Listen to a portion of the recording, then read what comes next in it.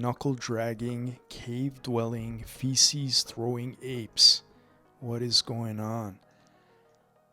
We're going to go over a really nice short setup that I see building here with FET. So you'll notice I have some rules here on my screen. I try to keep that as an anchored image on every single coin that I like trading. And the idea is I want to always be aware of what my rules are to enter a trade.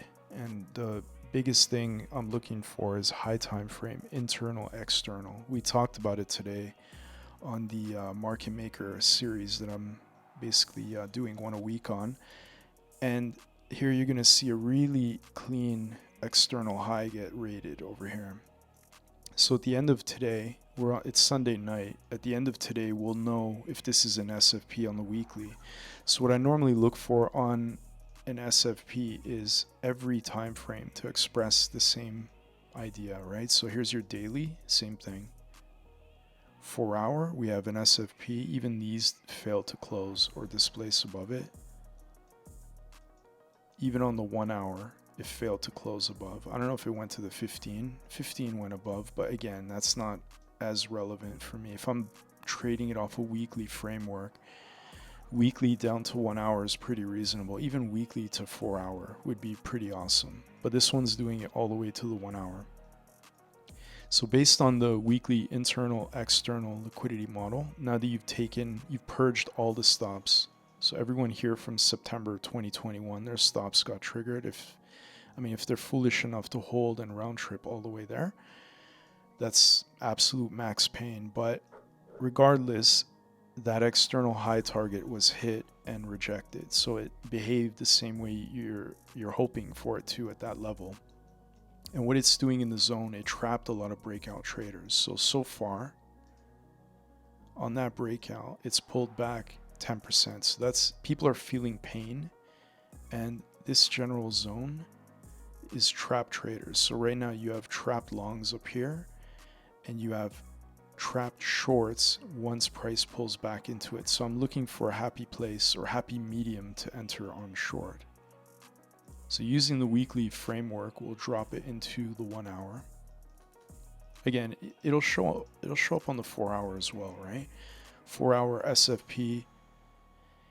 You have this pivot right here, so that's your structural shift below it, into this order block that basically took out the highs. So you can see it's accumulating stops, short stops here inside of that order block. Now if you go into fine detail on the 1 hour, this is how I'm framing the trade. So this one purged all the stops, and then a second raid of that high led to a shift in the market structure right here. So within this dealing range, high to low, what I'm seeing is basically, here's our premium discount. We're in premium, which is where you want to be looking for shorts. If you want to get the best short, you're looking in the OTE. So 618 to the 786, which basically people started shorting the 618 over there, right? Now the interesting thing is your original short or front side shorters here, they were shorting this breaker. So basically this last down candle, they rebalanced this zone and then eventually liquidated the stops of the high. That was a bullish order block. When you displace below it with this kind of energy, this now becomes a breaker. So people are shorting the bottom of the breaker, right?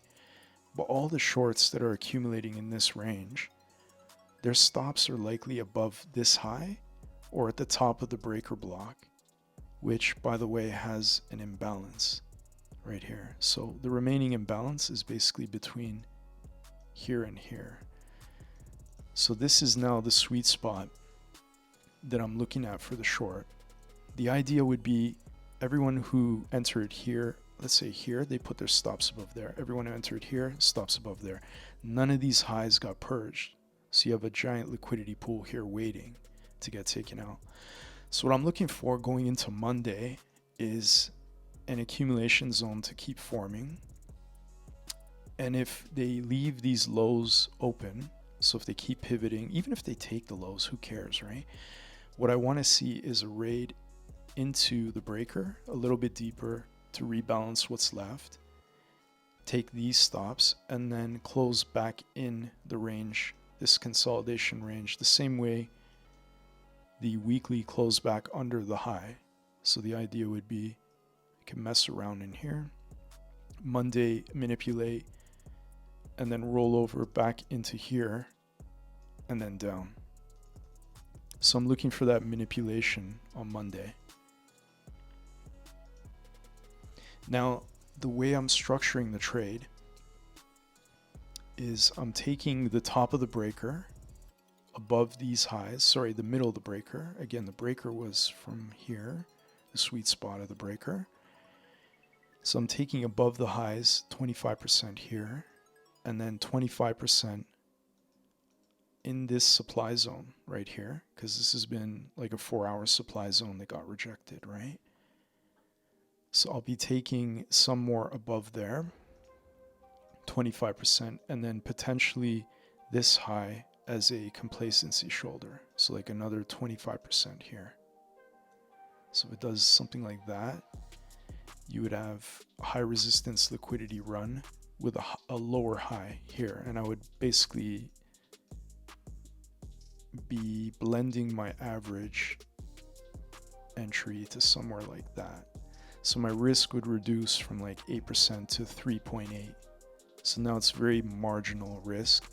Again, you want to have a stop here because if it goes above that wick, it's in price discovery. And then shorting any coin that is just entering price discovery, especially with a powerful narrative like AI, you could get blown out, right? So you want to have invalidation if we get into this zone right here. Then the idea is if you've accumulated 75% of your position size in here, when it proves to you that it's rolling over, so let's say this is the range high, what I'm looking for it to do is manipulate, come back in the range, and then confirm the range high again. And then you could short it down. So I'll basically be adding another 25% once the idea is proven to be right.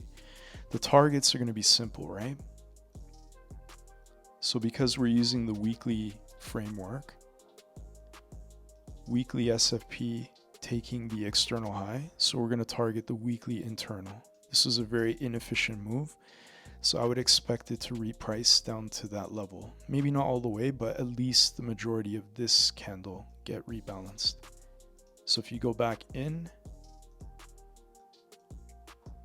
you also have, from the beginning of the weekly imbalance, you have all these failed swings, creating a low resistance liquidity run setup.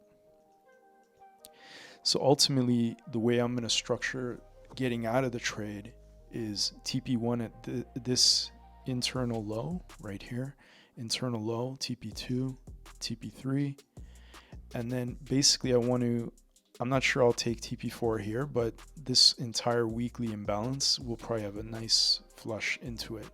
So the idea is it's basically a 40% move.